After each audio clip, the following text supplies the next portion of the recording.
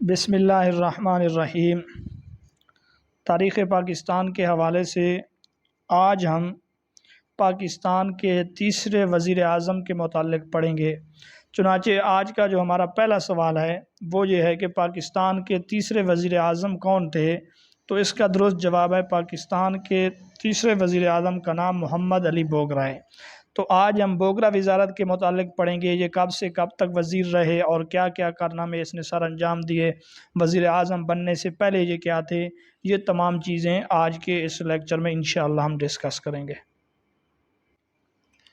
بوگرا کی پیدائش 1909 میں جبکہ اس کی وفات 1963 میں ہوئی ہے۔ اگلا سوال یہ ہے کہ محمد علی بوگرا کب سے کب تک پاکستان کا وزیر اعظم رہا؟ تو اس کا درست جواب ہے 1953 سے لے کر 1955 تک یہ پاکستان کا وزیر اعظم رہا ہے۔ اگلا سوال یہ ہے کہ محمد علی بوگرا کو کس نے وزیر اعظم بنایا؟ تو اس کا جو درست جواب ہے وہ ہے گورنر جنرل غلام محمد نے ان کو وزیر اعظم بنایا۔ اگلا سوال یہ ہے کہ محمد علی بوگرا وزیر اعظم بننے سے پہلے کہاں تھے اور کس عہدے پر تھے؟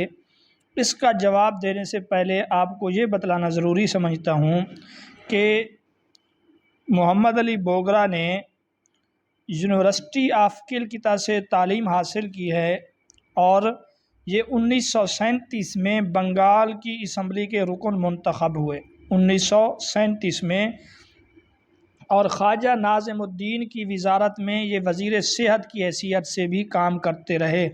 اب آتے ہیں اصل جواب کی طرف۔ پاکستان بننے کے بعد ان کو سب سے پہلے جس ملک کا وزیر خارجہ بنایا بلکہ جس ملک کا ان کو سفیر بنایا گیا تو یہ سب سے پہلے برما میں سفیر رہے۔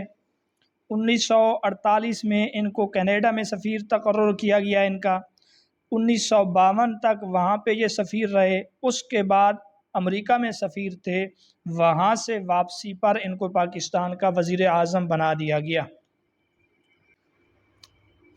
اگلا ہمارا سوال یہ ہے کہ محمد علی بوگرا سے پہلے کون وزیر اعظم تھے جن کی جگہ پہ ان کو وزیر اعظم بنایا گیا؟ تو اس کا جواب یہ ہے ان سے پہلے جو وزیر اعظم تھے وہ تھے ناظم الدین، ان کی تقرری ناظم الدین کی جگہ پہ ہوئی۔ یہاں آپ کو یہ بتلانا بھی ضروری سمجھتا ہوں کہ بوگرا امریکہ میں تھے، نہ تو وہ دستور ساز اسمبلی کے رکن تھے، نہ کبھی اس سے پہلے رکن رہے تھے۔ وزارت عظمیٰ سونپنے کا یہ طریقہ عجیب اور نرالا تھا، لیکن غلام محمد نے ان کو وزیر اعظم بنایا اور مسلم لیگ اسمبلی پارٹی، یعنی اسمبلی کی جو پارٹی تھی مسلم لیگ کی، اسمبلی میں ان کا سربراہ بھی منتخب کروا لیا، اور جو لوگ اس سے پہلے ناظم الدین کی حمایت کا چرچا کیا کرتے تھے انہوں نے اس بوگرا کو اپنا قائد تسلیم کر لیا، اور یوں مسلم لیگ کے صدر بھی منتخب کر لیے گئے محمد علی بوگرا۔ یہ سارا کچھ پاکستان کے جو گورنر جنرل تھے غلام محمد انہوں نے کیا۔ اب اگلا سوال یہ ہے کہ وزیر اعظم بننے کے بعد محمد علی بوگرا نے کس ملک کے ساتھ تعلقات مضبوط بنانے پر زور دیا اور تعلقات مضبوط بنانے کی انہوں نے کوشش کی ہے؟ تو وہ ہے امریکہ، کیونکہ یہ آئے بھی امریکہ سے تھے، تو یہ اس کو بدقسمتی سمجھ لیں، کچھ بھی سمجھ لیں، بہرحال ان کے زمانے میں امریکہ کے ساتھ تعلقات پہ زیادہ زور دیا گیا اور امریکہ کے ساتھ ان کے تعلقات کافی مضبوط تھے، اور روس وغیرہ کے ساتھ تعلقات کو ناکام بنا دیا گیا۔ اگرچہ روس زیادہ دلچسپی رکھتا تھا لیکن انہوں نے ترجیح امریکہ کو دی ہے۔ اگلا سوال یہ ہے کہ محمد علی بوگرا کو کب مسلم لیگ کا صدر منتخب کیا گیا؟ تو اس کا درست جواب ہے 17 اکتوبر 1953 کو۔ جس طرح کہ میں نے پہلے بتایا کہ غلام محمد نے ان کو یہ سارا کچھ کروایا ہے، تو 17 اکتوبر 1953 کو ان کو مسلم لیگ کا صدر بھی منتخب کر لیا گیا۔ اگلا سوال یہ ہے، پاکستان اور امریکہ کے مابین C2 معاہدہ کب ہوا؟ تو یہ C2 اس کا مقصد یہ ہے ساؤتھ ایشیا ٹریٹی آرگنائزیشن۔ یہ معاہدہ ہوا تھا پاکستان اور امریکہ کے درمیان میں 1954 میں۔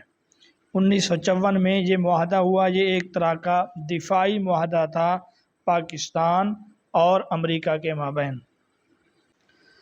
اگلا سوال یہ ہے کہ معاہدہ بغداد کب ہوا؟ تو اس کا جواب یہ ہے کہ یہ معاہدہ 1955 میں ہوا۔ اس کو معاہدہ بغداد کہتے ہیں۔ اگلا سوال یہ ہے کہ اس معاہدہ کا دوسرا نام کیا ہے؟ تو اس معاہدہ کا دوسرا نام جو ہے سینٹو ہے۔ تو C2 اور سینٹو کے یہ دو معاہدے جو ہوئے یہ بھی محمد علی بوگرا کے دور میں ہوئے ہیں۔ C2 کا معاہدہ امریکہ کے ساتھ ہوا ہے اور سینٹو کا معاہدہ جو ہوا ہے یہ اس کو معاہدہ بغداد بھی کہتے ہیں۔ اس میں چند ممالک شامل تھے۔ اس معاہدے میں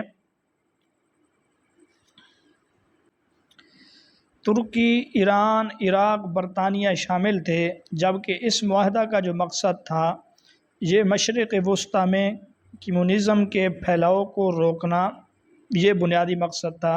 اس کے لیے یہ معاہدہ کیا گیا اور پاکستان بھی اس معاہدے کا رکن بنا ہے 1955 میں۔ اگلا سوال یہ ہے کہ یہ تنظیم کب معدوم ہو گئی؟ تو یہ تنظیم 16 فروری 1979 کو معدوم ہو گئی۔ محمد علی بوگرا کے دور حکومت میں بوگرا فارمولہ کو زیادہ شہرت حاصل ہے۔ دو چیزیں پہلے میں بتلا چکا ہوں، C2 کا معاہدہ بھی، سینٹو کا معاہدہ بھی۔ تیسرے نمبر پہ یہ چیز ہے، تو اس فارمولے کے مطابق یا اس فارمولے کی روشنی میں مشرقی پاکستان اور مغربی پاکستان کے درمیان مساوات رکھی گئی، یعنی مشرقی اور مغربی پاکستان کو دونوں ایوانوں میں، یعنی ایوان زیریں اور ایوان بالا، ان دونوں میں 175 نشستیں حاصل تھیں۔ اور اس فارمولے میں یہ بتلایا گیا تھا کہ ہر حکومت کے وجود نیز کسی بھی اہم بل کے لیے ملک کے دونوں حصوں سے کم از کم 30% ارکان کی حمایت حاصل ہوگی، تب کوئی اصول اور بل پیش کر سکیں گے، ورنہ نہیں۔ اس فارمولے پر اگرچہ تنقید کی گئی، لیکن یہ فارمولہ نسبتاً کچھ بہتر تھا۔ اس وجہ سے دستور ساز اسمبلی نے اسی فارمولے کی روشنی میں دستور سازی شروع کی ہے، اور محمد علی بوگرا نے یہ فارمولہ 7 اکتوبر 1953 کو دستور ساز اسمبلی میں اس کو پیش کیا گیا اور بالآخر اسمبلی نے اس کو قبول کر لیا۔ تو یہ محمد علی بوگرا کا جو فارمولہ ہے اس کا مختصر سا تعارف ہے۔ اگلا سوال یہ ہے کہ جب دستور ساز اسمبلی نے اس کی روشنی میں دستور سازی شروع کی اور محمد علی بوگرا نے یہ اعلان کیا ہوا تھا کہ نیا دستور 25 دسمبر 1954 تک منظور کر لیا جائے گا، لیکن ایسا نہیں ہو سکا، اس پر عمل نہیں ہو سکا، اس کی کیا وجہ ہے؟ تو اس کا جو جواب ہے وہ ذرا تفصیلی طلب ہے، تو یہ سنیں۔ محمد علی بوگرا کے دور حکومت میں مارچ 1954 میں مشرقی پاکستان اسمبلی کے انتخابات ہوئے۔ ان انتخابات کی وجہ سے حالات بالکل تبدیل ہو گئے، کیونکہ ان انتخابات میں مسلم لیگ کو شکست ہوئی۔ مشرقی پاکستان میں مسلم لیگ کے سربراہ نور الامین تھے، ان کو بھی ایک نوجوان کے ہاتھوں شکست ہوئی۔ ان کے مقابلے میں، یعنی مسلم لیگ کے مقابلے میں متحدہ محاذ قائم کر لیا گیا، جس کو جگتو فرنٹ کا نام دیا گیا۔ اس میں سہروردی کی عوامی لیگ، اے کے فضل الحق کی کرشک سلامک پارٹی، کمیونسٹ پارٹی اور کانگریس سمیت سبھی جماعتیں شامل تھیں۔ ان لوگوں نے انتخابات میں یہ نعرہ لگایا کہ بنگالی کو قومی زبان بنائیں گے، پٹسن کے کاشتکاروں کو معقول معاوضہ دلائیں گے، مشرقی اور مغربی بنگال کے درمیان ویزے کی پابندی بھی ختم کروائیں گے، اور اس کے علاوہ کانگریسی جو ہندو تھے انہوں نے انتخابات میں بھاری رقوم خرچ کیں، اور عوام بھی مسلم لیگ سے تنگ آ چکی تھی کیونکہ نااہل لوگ تھے، تو 309 کے ایوان میں سے صرف 9 نشستیں ان کو ملی تھیں مسلم لیگ کو، اور ایک آزاد امیدوار جن کا نام تھا فضل القادر چودھری، وہ بھی مسلم لیگ میں شامل ہو گئے، اور 272 نشستیں متحدہ محاذ نے جیتیں، لیکن ان کے اندر بھی اتحاد نام کی چیز کوئی نہ تھی۔ روزانہ جھگڑے، فسادات، وزراء کے مقامی مہاجرین پہ حملے، اسی طرح کمیونسٹ پارٹی جو ہے نا انقلاب کے لیے فضا بنا رہی تھی، اور بوگرا وزارت جو تھی وہ امریکی بلاک کی حامی تھی، اور کمیونسٹ پارٹی والے جو تھے یعنی وہ انقلاب والے وہ روس کے ساتھ تھے۔ تو اس وجہ سے ملک غلام محمد اور محمد علی بوگرا نے مشرقی پاکستان میں گورنر راج نافذ کر کے دفعہ 93 کے تحت، دفعہ 93 کے تحت گورنر راج نافذ کر کے سکندر مرزا کو گورنر مشرقی پاکستان مقرر کر دیا۔ انہوں نے وہاں جا کر کمیونسٹ پارٹی کو خلاف قانون قرار دے کر اتنی گرفتاریاں کیں کہ بہت سے لوگ تنگ آ کر بھارت چلے گئے۔ اب جناب اس کے بعد 24 اکتوبر 1954 کو ملک غلام محمد نے دستوریہ توڑنے کا اعلان کر دیا، یعنی دستور ساز جو اسمبلی تھی اس کو توڑنے کا اعلان کر دیا، جس کی وجہ سے یہ کام نہ ہو سکا جس کا محمد علی بوگرا نے اعلان کیا تھا۔ چنانچہ آپ اسکرین پہ ملاحظہ کر سکتے ہیں کہ مشرقی پاکستان میں مسلم لیگ کو شکست ہوئی، 309 سے صرف 9 سیٹیں ملیں، متحدہ محاذ یعنی جگدو فرنٹ نے میدان مار لیا، 272 نشستیں جیتیں، اقتدار کے باوجود وزراء میں جھگڑے، مقامی مہاجرین پر حملے، کمیونسٹ پارٹی انقلاب کے لیے فضا بنا رہی تھی۔ دفعہ 93 کے تحت ان حالات میں گورنر راج کا اعلان کیا گیا ملک غلام محمد کی طرف سے، اور سکندر مرزا گورنر مشرقی پاکستان مقرر ہوئے۔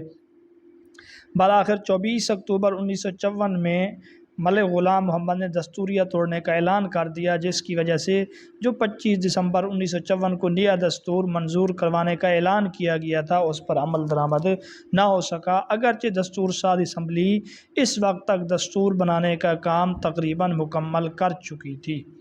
اب ہم مزید جو باتیں ہم نے پڑھی ہیں ان کو سوال جواب کی شکل میں آپ کے سامنے رکھیں گے۔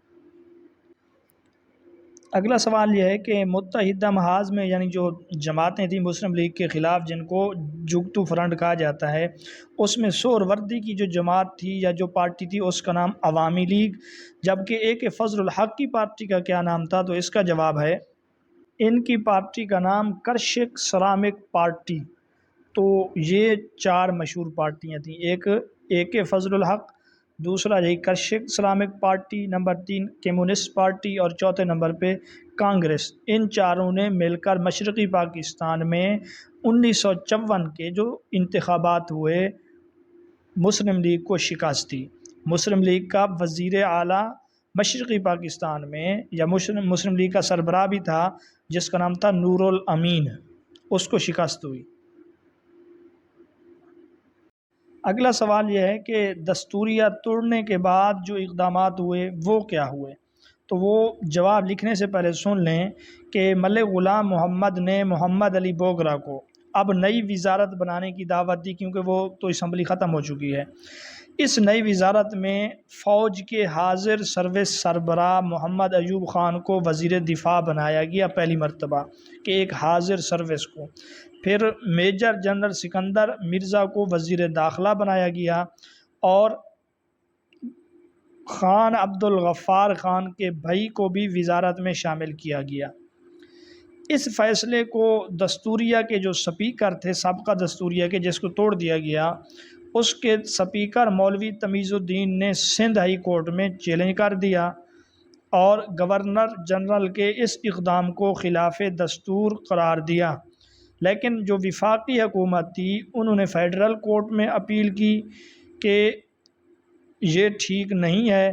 فیڈرل کورٹ نے فنی بنیادوں پر اس قانون کو کالعدم قرار دے دیا، جس کے تحت سندھ ہائی کورٹ کو مقدمہ سننے کا اختیار ہی باقی نہ رہا۔